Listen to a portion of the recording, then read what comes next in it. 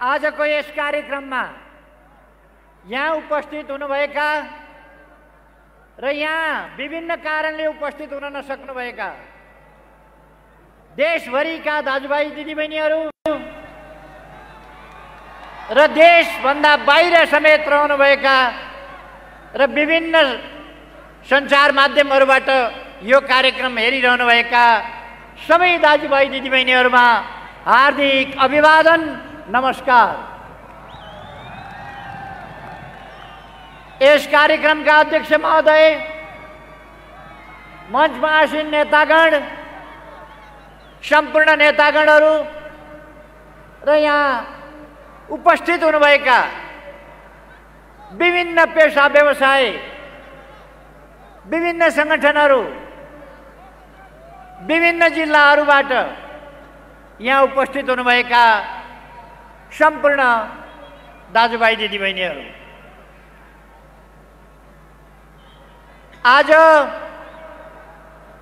हामीलाई काठमाडौँमा आम सभा गर्ने ठाउँ भएन। आम सभा गर्न अरूलाई कुनै ठाउँ छान्यो भने पनि अरूलाई आम सभा गर्न साउँ, त्यो ठाउँ अरूलाई ठुलो हुन्छ। हामीलाई जहाँ छाने पनि सानो हुन्छ। हामीले काठमाडौँ उपत्यकामा सबभन्दा ठुलो ठाउँ, आम सभा गर्नलाई सबभन्दा ठुलो ठाउँ छान्यौँ। यता बाटोभन्दा परसम्म, बाटोभन्दा धेरै पर सञ्चय कोषभन्दा टाढासम्म, यता दक्षिणतिर त्रिचन्द्र कलेजभन्दा परसम्म, पूर्वतर्फ जय नेपाल। तैपनि मानिसहरू अटेका छैनन्। खाँदा खाँच छ, सभा गर्ने ठाउँ पुगेका छैन। फेरि मान्छेहरू सोधिराखेका छन् मूल पार्टी कुन हो भनेर। मूल पार्टी कुन हो? अहिले पनि कोही अलमलमा छ भने, अन्यलमा छ भने कठैबरा भन्न सकिन्छ। मूल पार्टी कुन हो थाहा पाउनु परेन? मूल पार्टी यही हो जहाँ तपाईँ हामी छौँ। यही हो मूल पार्टी। यो कम्युनिस्ट पार्टीको मूल पार्टी मात्रै होइन, देशकै मूल पार्टी हो। देशकै सबभन्दा ठुलो पार्टी हो। देश बनाउने पार्टी हो यो। देशको रक्षा गर्ने पार्टी हो यो। सार्वभौम सत्ताको रक्षा गर्ने पार्टी हो यो। र यो पार्टी देशको स्वाधीनताको रक्षा गर्ने र त्यसको ठिक ढङ्गले प्रयोग गर्ने पार्टी हो। देशको भौगोलिक अखण्डताको रक्षा गर्ने पार्टी हो यो। यो पार्टी लोकतन्त्रका लागि 7 दशकभन्दा लामो सङ्घर्ष गरेर आएको पार्टी हो। बलिदान दिएर आएको पार्टी हो। सही बाटो ठम्याएर आएको पार्टी हो। लोकतन्त्र ल्याउन सर्वाधिक अहम भूमिका खेलेको पार्टी हो। त्यसकारण इतिहासको हिसाबले, वर्तमानको हिसाबले र देश बनाउने सङ्कल्प बोकेको पार्टी हुनाले, समृद्ध नेपाल र सुखी नेपालीको राष्ट्रिय आकाङ्क्षा तोकेर त्यसलाई सार्थक बनाउन लागेको पार्टी हुनाले यो पार्टी नै मूल पार्टी हो। अझै पनि बताइरहनु पर्छ? मलाई लाग्छ आजबाट कुन पार्टी मूल पार्टी भन्ने कुरा, कुन चाहिँ पार्टी खास पार्टी भन्ने कुरा, कुन पार्टी सकली कुन पार्टी नकली भन्ने कुरा को टुङ्गो लाग्यो। यो फैसला भयो। अब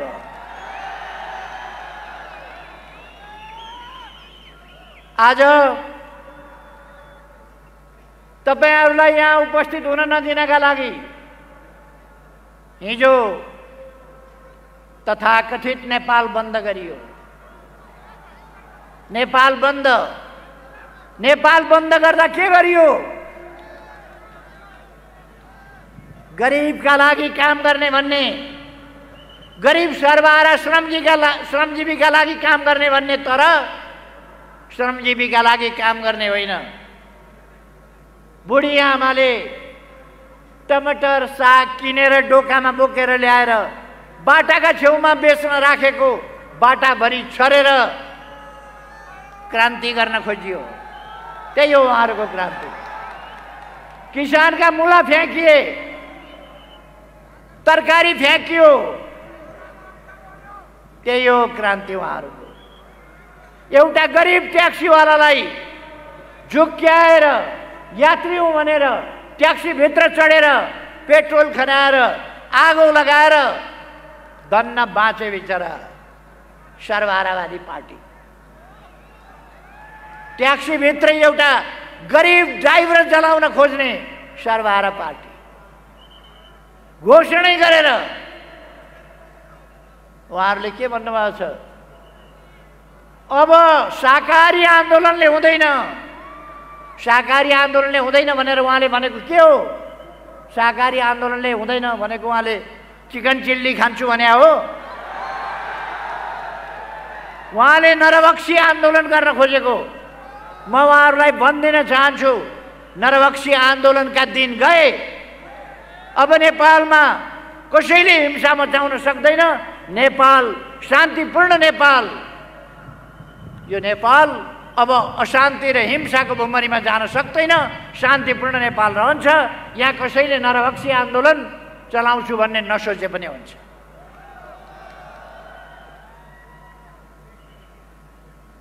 अघि नै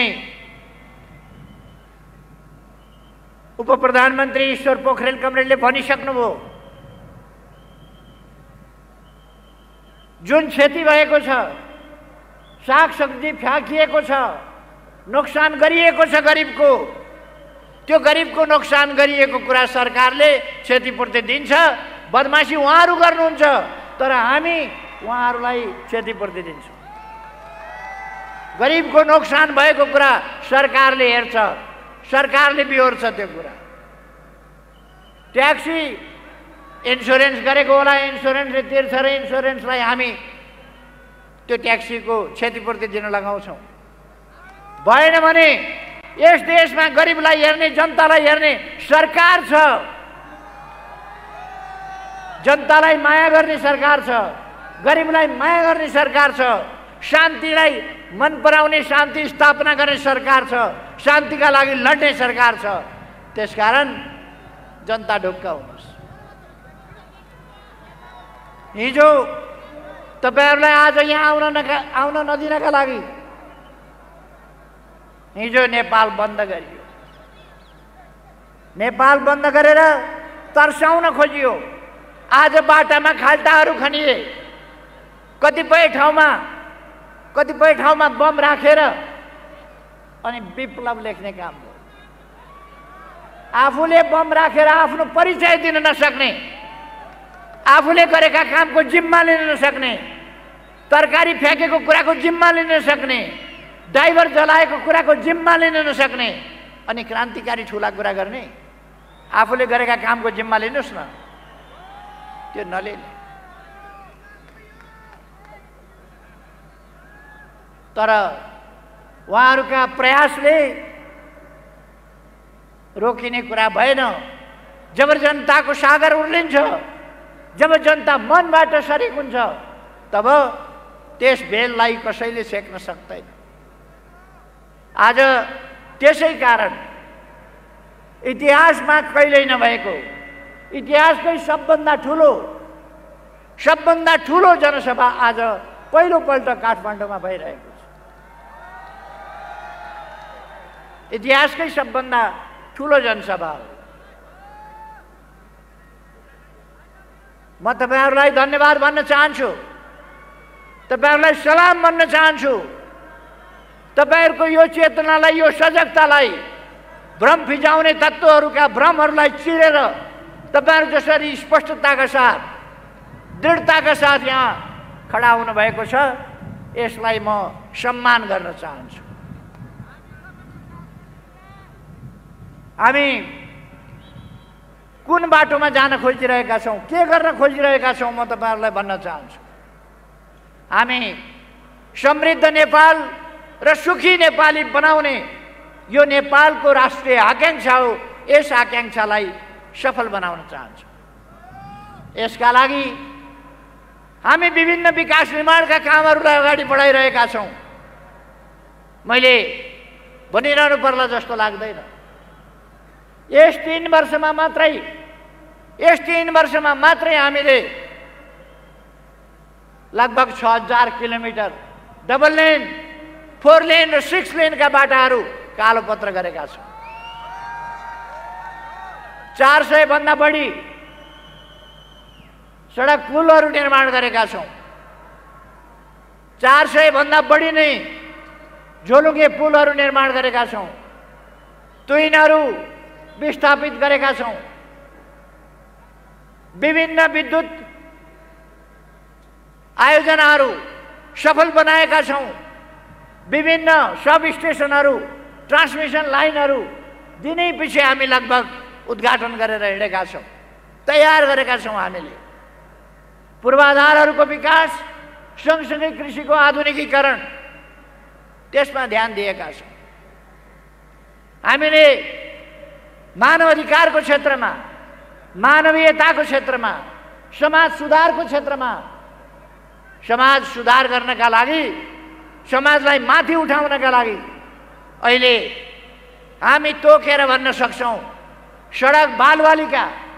हामी सरकारमा आउँदा सडकभरि सडक बालबालिका हुन्थे। ती सडक बालबालिकालाई अपमानजनक ढंगले खाते भन्ने चलन थियो। आज हामीले सडक बालबालिका रहन दिएका छैनौं। आज सडकमा बालबालिका छैनन्। सरकार छ तिनलाई हेर्ने, तिनको अभिभावक सरकार छ। जुन बालबालिकाको अभिभावक छैन उनका लागि सरकार छ। यो हामीले घोषणा गरेका छौं। आज सडकमा भड्किएर हिँड्नु पर्ने अवस्था छैन। यदि कोही मानिस बेसहारा छ भने त्यसको सहारा सरकार छ। कोही पनि नागरिक बेसहारा हुँदैन। मैले केही अगाडि नै घोषणा गरेको छु, नेपालमा कोही भोकै पर्दैन, कोही भोकले मर्दैन। यसलाई कतिले मजाकको रूपमा उडाए, कतिले भण्डारा चलाएको नाटक गरे। कोही पूर्व प्रधानमन्त्री त अरूले पकाएका भान्सामा डाडु पनि लिएर बाँड्दै हिँड्या पनि देखे। बडा लोकप्रिय हुनलाई अरूले पकाएको भात, अरूले पकाएको दाल टेलिभिजन सिउरिएर भिरेर फोटो खिच्दै डाडु लिएर बाँड्न लाग्यो। अनि फोटो खिचेर फेसबुकमा, कमसे कम आफूले केही काम गरे त हुन्थ्यो। काम गर्ने होइन, बाँडेर फोटो खिचेर फेसबुकमा हाल्ने। हामीलाई त्यो तमासा गर्नु छैन, त्यो नाटक गर्नु छैन। हामी देशको समस्या समाधान गर्ने हौ, नाटक गर्ने होइन। हाम्रो काम समस्या समाधान गर्ने हो, देशबाट गरिबी हटाउने हो, भ्रष्टाचार हटाउने हो, देशमा सुशासन दिने हो, विकासको लहर ल्याउने हो र देशलाई समृद्ध नेपाल र सुखी नेपाली बनाइछाड्ने हो। यही कुरा बनाउन नदिन एउटा देशबाट बेष्टित नेपाललाई हामीले भूजडित बनायौं। उत्तरतिरबाट पनि हामीले, चीनतिरबाट पनि हामीले पारवहन र यातायात सन्धि गर्यौं, नाकाहरू खोल्यौं। दक्षिणतिरबाट हामीले थुप्रै अरू नयाँ सहमतिहरू गर्यौं, बन्दरगाहहरू ल्यायौं, नेपाललाई अनुकूल बनायौं, सहज बनायौं। अब विभिन्न परियोजनाहरू तयार भइरहेका छन्। पञ्चेश्वर अब बन्नेवाला छ। सँगसँगै चाँदनी दोधारामा 10 क्युमेक्स पानी अब 6 महिनाभित्र डिपिआर भएर हेडवर्क सुरु हुन्छ र अर्को सालबाट हामी सिँचाइको प्रबन्ध गर्न सक्छौं। चाँदनी दोधारामा सिँचाइ जान्छ। तराईमा डुबान बाटो भनेर होस् अथवा बाँध भनेर होस्, सिमानामा बाँधेर तराईका खेतहरू डुबान हुन्थे। ती डुबानलाई हामीले कुरा गर्यौँ भारतसँग र डुबान हटाउने काम गर्यौँ। अझै केही कामहरू गर्नु छ, त्यसलाई अगाडि लाँदैछ। अनि कति वर्षदेखि 20औं वर्षदेखि हुलाकी राजमार्ग कुरा मात्रै हुने गरेको थियो, तर काम भएको थिएन।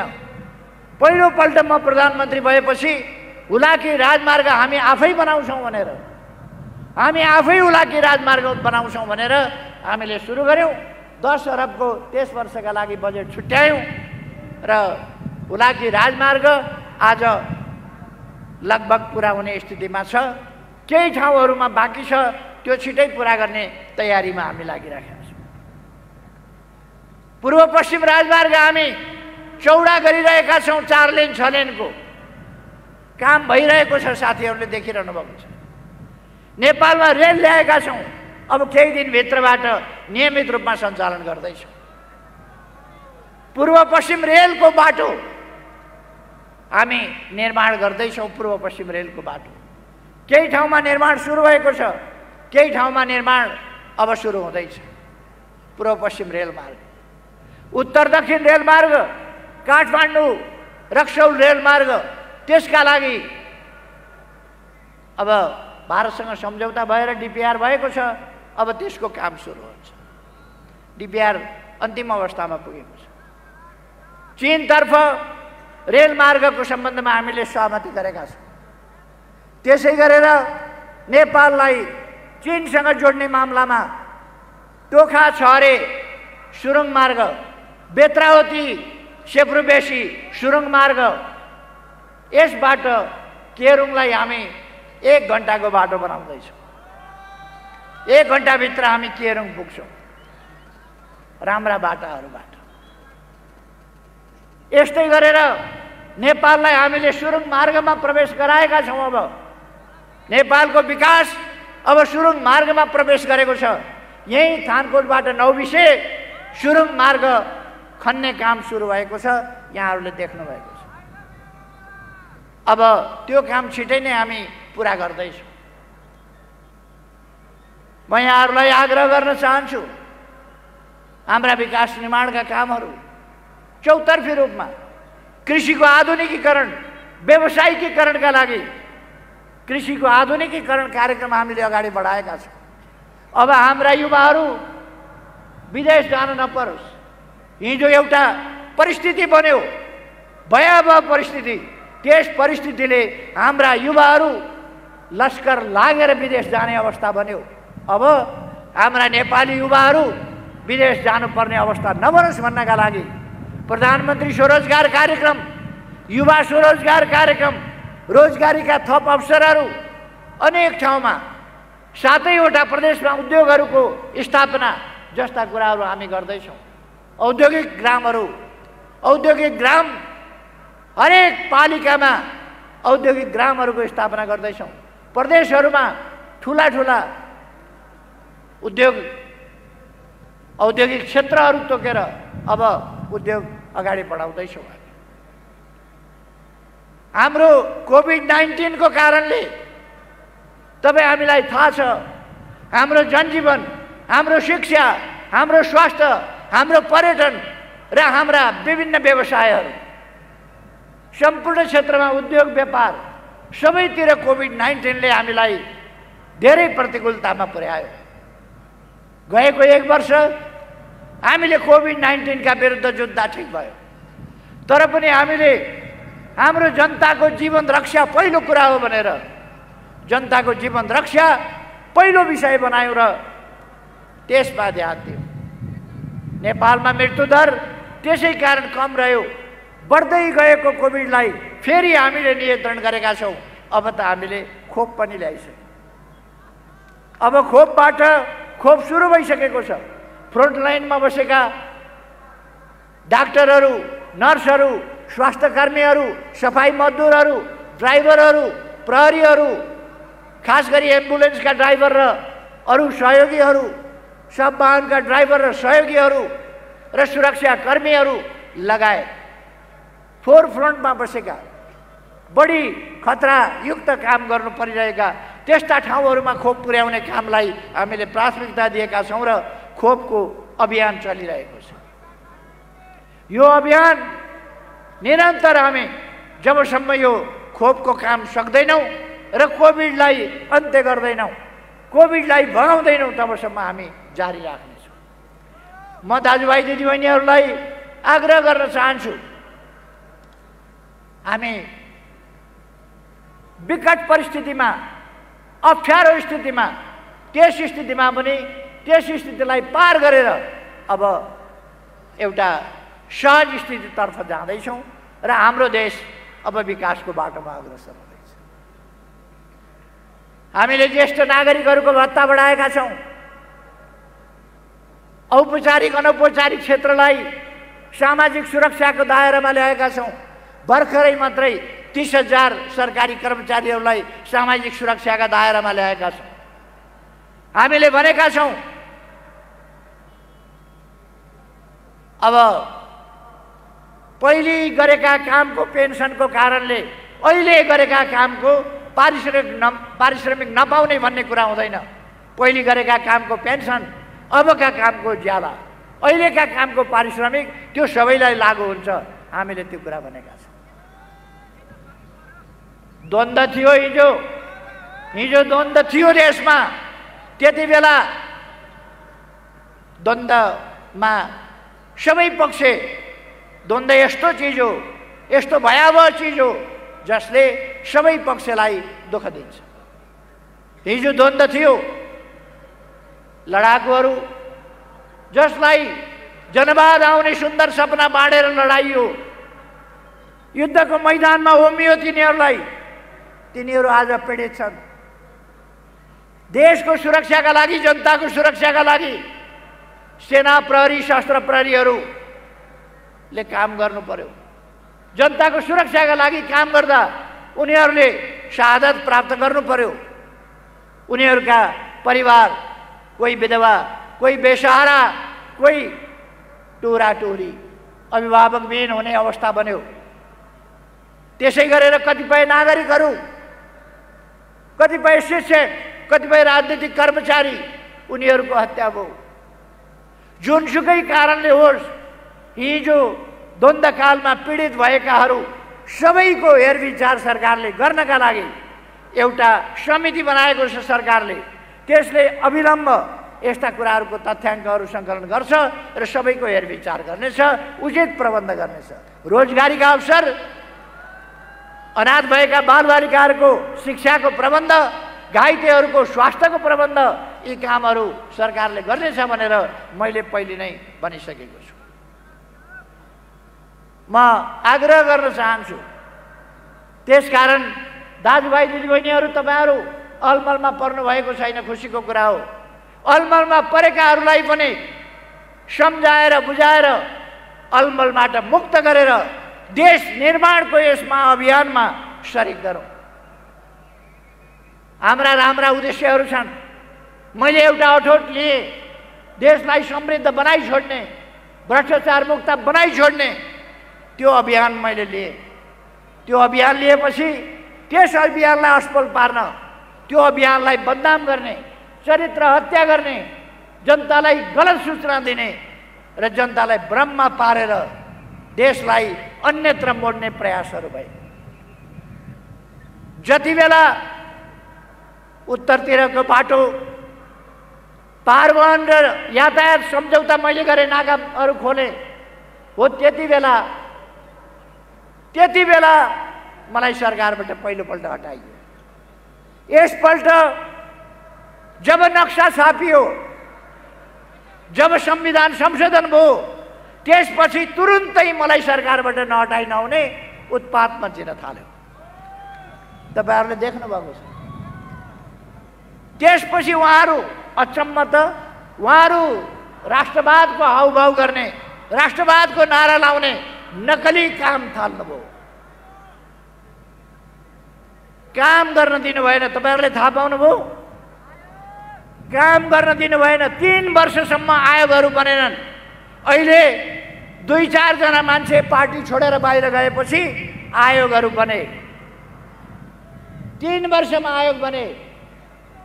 संविधानले आयोग बनाउने, परिकल्पना गरेको आदेश दिएको 5 वर्ष नागिसकेपछि 5.5 वर्षमा चुनाव भएको 3 वर्षपछि बल्ल आयोग बने, जब 2-4 जना मान्छे पार्टीबाट बाहिर गए। ती मान्छे छैनन्जेलसम्म हामीले आयोगहरू गठन गर्न सकेनौँ। महिला आयोग, दलित आयोग, मुस्लिम आयोग, मधेसी आयोग, जनजाति आयोग, समावेशी आयोग, विभिन्न आयोगहरू, मानवाधिकार आयोग रिक्त भयो, बनाउने स्थिति छैन। बल्ल केही मान्छेहरूले छोडे, आयोग बने। आयोग बनेकोमा कत्रो पीर, आयोग बनेको भोलिपल्ट नेपाल बन्द। कत्रो पीर, आयोग बन्नै नहुने, जनताको काम गर्नै नहुने, दलितको काम गर्नै नहुने, दलितका समस्या उठाउनै नहुने, मधेसी समस्या उठाउनै नहुने, मधेसीका नाउँमा राजनीति गर्ने, दलितका नाउँमा राजनीति गर्ने, पिछडिएका क्षेत्र वर्ग जनताका नाउँमा राजनीति गर्ने, तर त्यसका निम्ति काम गर्ने आयोग बन्न नदिने। कस्तो षड्यन्त्र! त्यस्ता षड्यन्त्रहरूलाई चिरेर हामीले आयोग बनायौँ। काम गर्न दिएन, बीचमा यहाँहरूलाई थाहा छ, काम गर्न दिएन। मैले धेरैपल्ट भने यो सरकार 5 वर्षका लागि हो, 5 वर्ष चलाऊ, तर उहाँहरू केपी ओलीले हट्नुपर्छ, पार्टी फोड्नुपर्छ, केपी ओली हट्नुपर्छ, अनि जोडजाम गरेर विभिन्नसँग मोलतोल गरेर जसरी पनि केपी ओलीलाई हटाउनुपर्छ, देशलाई भड्गालामा हाल्नुपर्छ। त्यसलाई उहाँहरू स्थिरता भन्नुहुन्छ, त्यसलाई स्थायित्व भन्नुहुन्छ। के त्यो स्थायित्व हो र? उहाँहरू जनतालाई धोका दिँदै हुनुहुन्छ। आफ्नो महत्त्वाकांक्षाका लागि, आफ्नो स्वार्थका लागि, आफ्नो अहङ्कारका लागि, व्यक्तिगत अहङ्कारका लागि उहाँहरू यी सब काम गर्दै हुनुहुन्छ।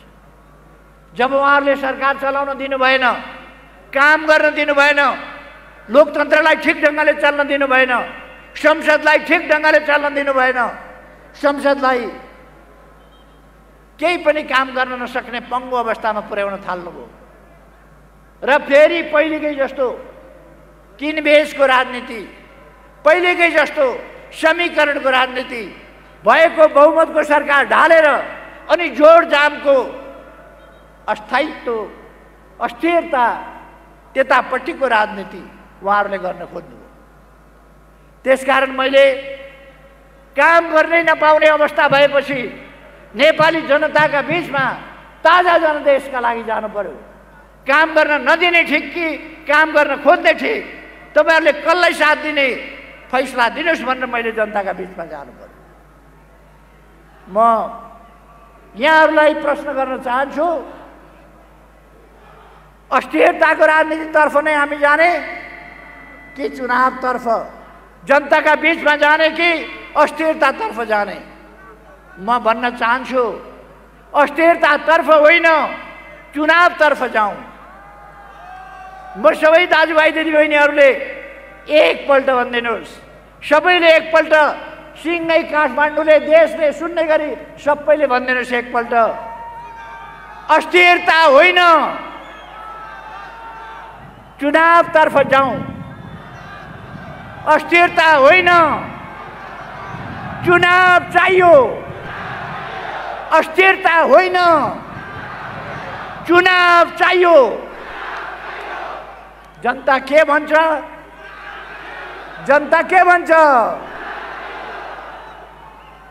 अब सबैले सुन्यो होला। उहाँहरूको जस्तो हामी कसैलाई धम्की दिँदैनौँ। उहाँहरू धम्कीको भाषा बोल्नुहुन्छ, हामी धम्की दिँदैनौँ। हामी आग्रह गर्छौँ, हामी अनुरोध गर्छौँ, हामी विनम्रताका साथ अनुरोध गर्छौँ, हामी धम्की दिँदैनौँ। उहाँहरूले भन्नुभयो, अदालतलाई धम्की दिनुभयो उहाँहरूले, निर्वाचन आयोगलाई धम्की दिनुभयो उहाँहरूले। त्यसकारण म आग्रह गर्न चाहन्छु, हाम्रा देशका निकायहरू स्वतन्त्र छन्, विवेकसम्म ढङ्गले निर्णय गर्नेछन्, म आग्रह गर्न चाहन्छु। त्यसकारण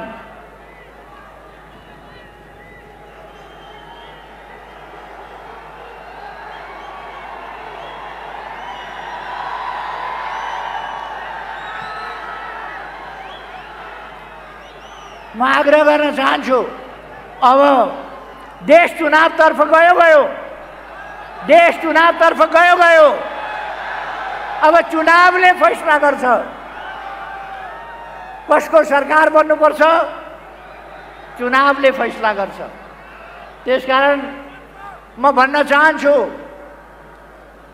चाहन्छु अब देश चुनावतिर गयो, चुनावले सबै कुराको फैसला गर्नेछ।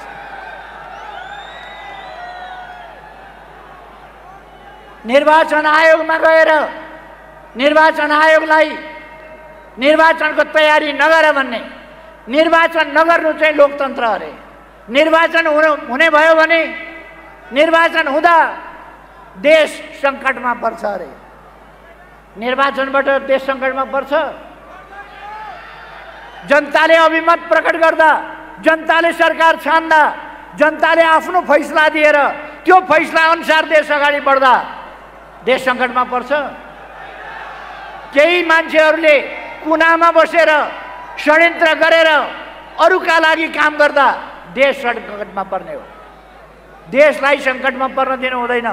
अब नेपाली जनताको चेतनाको स्तर यति माथि उठेको छ, यति सजगता नेपाली जनतामा आएको छ।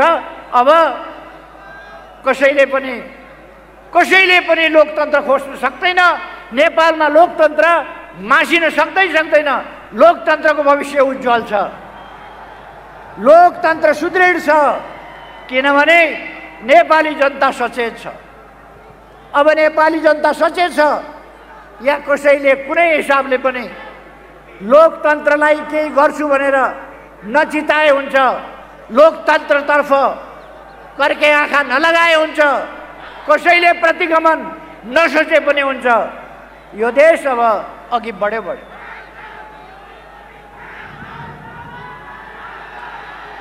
हामीलाई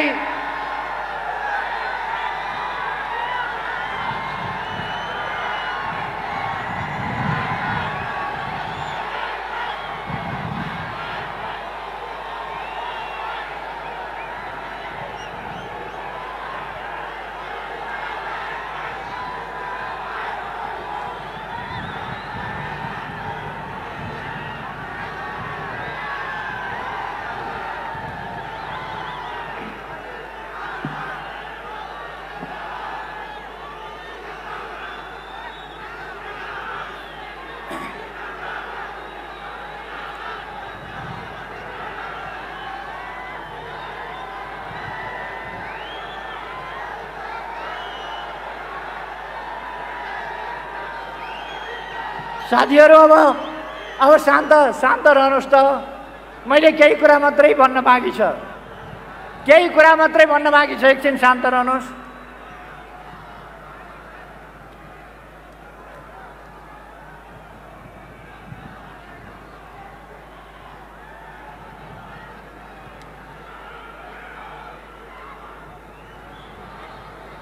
शिशुले आँखामा नि आँसु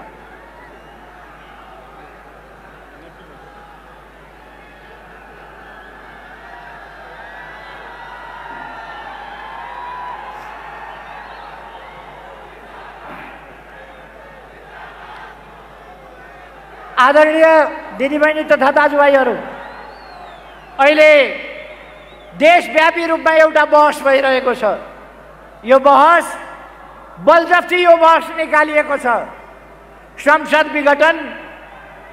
विघटनको सिफारिस, संसद विघटन संविधान सम्मत छ कि छैन भनेर बहस निकालिएको छ। सर्वसाधारण जनताले बुझेको कुरा हो।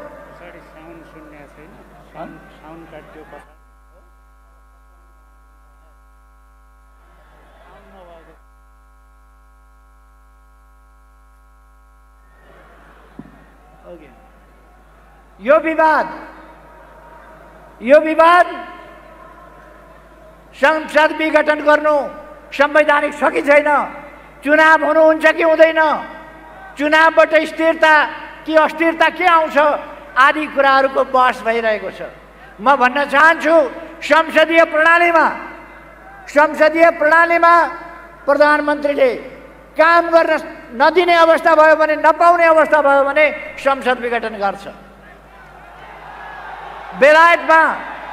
बेलायतमा लिखित संविधान छैन, लिखित संविधान छैन अथवा त्यहाँ प्रधानमन्त्रीले संसद विघटन गर्ने लेखेको छैन, लेखेकै छैन कतै प्रकारान्तरले पनि। तर प्रधानमन्त्रीले अस्ति भर्खर संसद विघटन गरेर चुनाव गराउनु भयो। यसरी प्रधानमन्त्रीले संसद विघटन गर्छ, काम गर्न दिएन भने ताजा जनादेश लिन पर्दछ। हाम्रै बलमा संसदमा आएर हामीलाई नै काम गर्न नदिने, हामीलाई नै काम गर्न व्यवधान गर्ने अनि सरकारले काम गरेन भनेर आलोचना गर्ने त्यस प्रकारको प्रवृत्तिको जवाफ हामीले चुनावबाट खोज्नु पर्दछ, जनताको ताजा जनादेशबाट खोज्नु पर्दछ। म नेपाली सम्पूर्ण दिदीबहिनी दाजुभाइहरूलाई, नेपाली युवाहरूलाई, नयाँ पिँढीका भाइ बहिनीहरूलाई आग्रह गर्न चाहन्छु, भविष्य तपाईहरुको हो। तपाईहरुले कुनै पनि नाटकबाजहरूका नाटकका भ्रममा परेर, तिनका छली कुराका भ्रममा परेर देशलाई गलत बाटोमा जान दिनु हुँदैन। देशलाई तपाईहरुले सही बाटोमा ल्याउनु पर्दछ। म ज्येष्ठ नागरिकहरूलाई भन्न चाहन्छु, आदरणीय दाजु दिदीहरू, बाआमाहरू, तपाईहरु ज्येष्ठ नागरिकहरूले लामो इतिहास देख्नु भएको छ। अहिलेको सरकारले जसरी काम गरेको छ, अहिलेको सरकारले जनताका लागि जसरी काम गरेको छ, प्रहरीका लागि, सेनाका लागि, कर्मचारीका लागि, शिक्षकका लागि, किसानका लागि, मजदुरका लागि, गरिबका लागि, व्यापारीका लागि, बुद्धिजीवीका लागि, शिक्षकका लागि, हरेकका लागि जसरी काम गरेको छ त्यसरी इतिहासमा कुनै सरकारले काम गरेको थियो? यति छिटो विकास कुनै सरकारले गरेको थियो?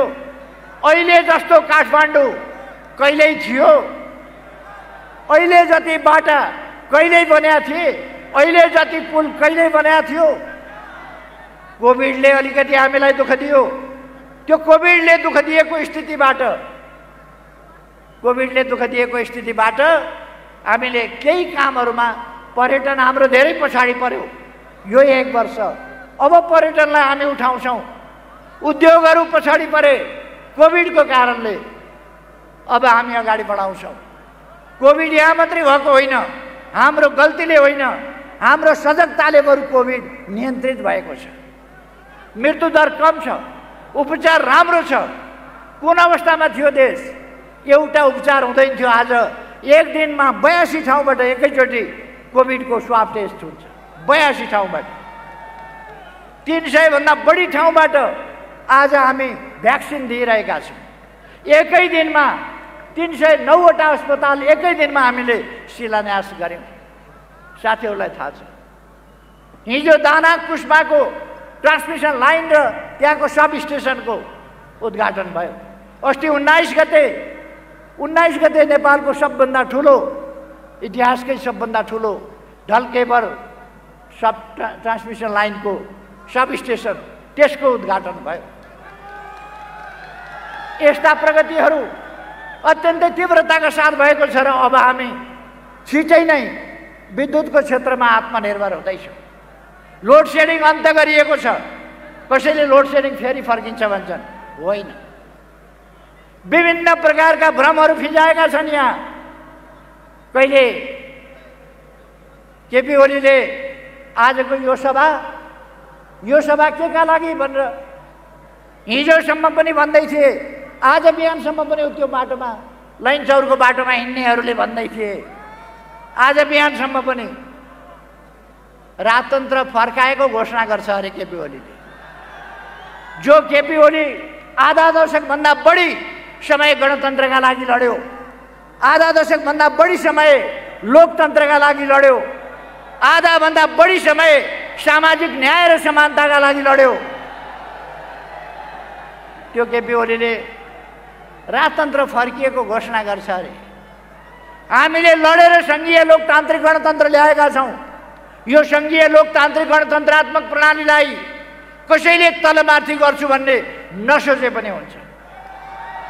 थोरै शब्दमा म भन्न चाहन्छु, संघीय लोकतान्त्रिक गणतन्त्र हामीले ल्याएका छौँ, लडेर ल्याएका छौँ, बलिदान दिएर ल्याएका छौँ, यसको कार्यान्वयन गरिरहेका छौँ, यसको कार्यान्वयन गरेर अगाडि जान्छ। यसले हाम्रो विकासमा बाधा दिएको छैन। हाम्रा स्थानीय निकायहरू कोभिड विरोधी हाम्रो लडाइँमा हाम्रा स्थानीय निकायहरू अत्यन्त प्रभावकारी देखिए। म स्थानीय निकायका जनप्रतिनिधिहरूलाई धन्यवाद भन्न चाहन्छु। कोभिडका विरुद्धको लडाइँमा नेपाली सेना र नेपाल प्रहरी जसरी लडे, सशस्त्र प्रहरी जसरी लडे, हाम्रा डाक्टरहरू जसरी लडे, हाम्रा नर्सहरू जसरी जोखिम लिएर लडे, हाम्रा स्वास्थ्य कर्मीहरू लडे, सफाई कर्मीहरू लडे, एम्बुलेन्स र सबवाहनका ड्राइभर र सहयोगीहरू लडे, सबलाई म सलाम भन्न चाहन्छु। आफ्नो ज्यान जोखिममा राखेर उहाँहरूले जनताको सेवा गर्नुभयो, देशको सेवा गर्नुभयो। म सबैलाई धन्यवाद भन्न चाहन्छु। यति खुलेआम शाकाहारी आन्दोलन गर्दिन भनेर हिंसात्मक आन्दोलनको वकालत गर्ने, जनतालाई भड्काउन खोज्ने, युवाहरूलाई भड्काउन खोज्ने, हिंसा भड्काउन खोज्ने प्रयास हुँदा पनि त्यस्ता प्रयासलाई, त्यस्ता उत्ताउला कुराहरूलाई, उत्ताउला प्रयासहरूलाई रोक्न आफ्नो ज्यानको प्रवाह नगरेर शान्ति सुरक्षाका काममा खटेका सुरक्षा कर्मीहरूलाई म धन्यवाद भन्न चाहन्छु। उहाँहरूको कामको प्रशंसा गर्न चाहन्छु। रात दिन उहाँहरूले जनताको सुरक्षाको लागि, जीवधनको सुरक्षाको लागि, देशमा शान्ति कायम गर्नका लागि जुन काम गर्नुभएको छ त्यसका लागि म धन्यवाद भन्न चाहन्छु।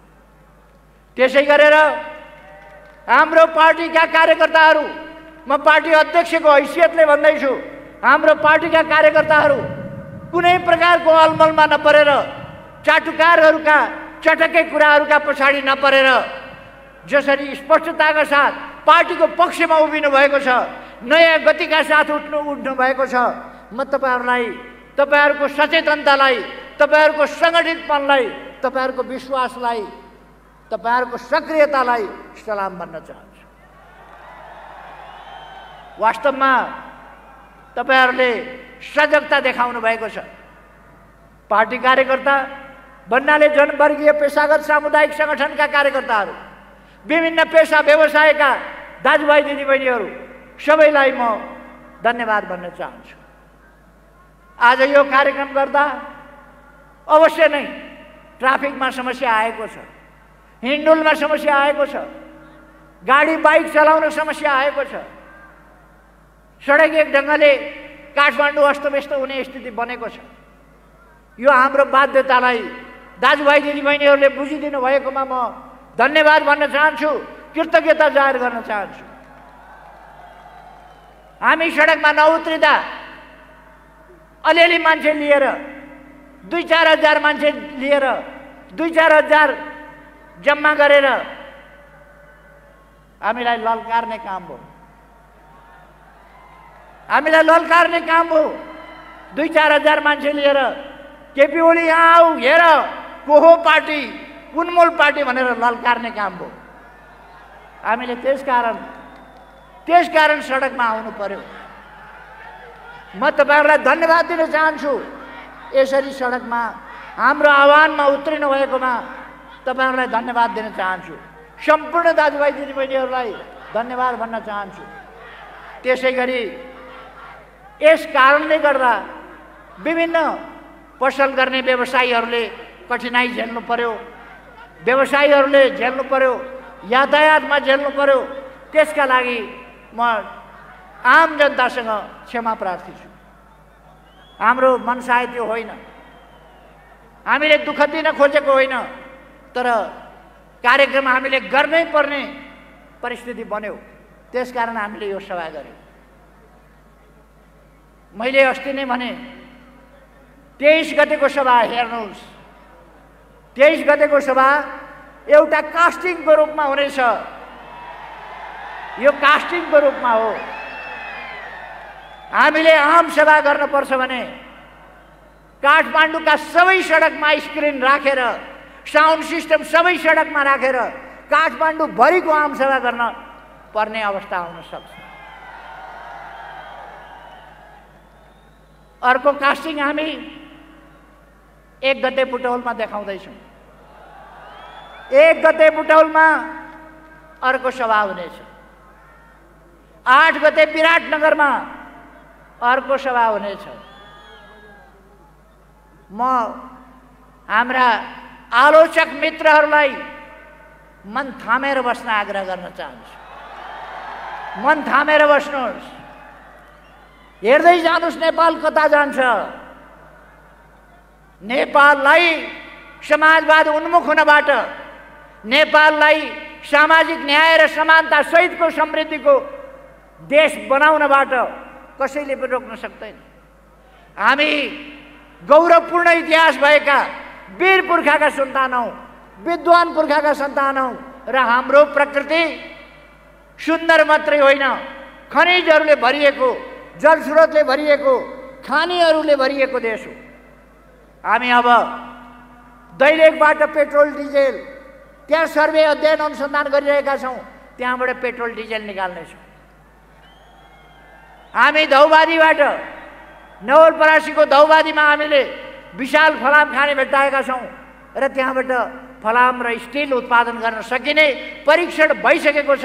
अब उत्पादन गर्ने कामतिर हामी थाल्छौँ।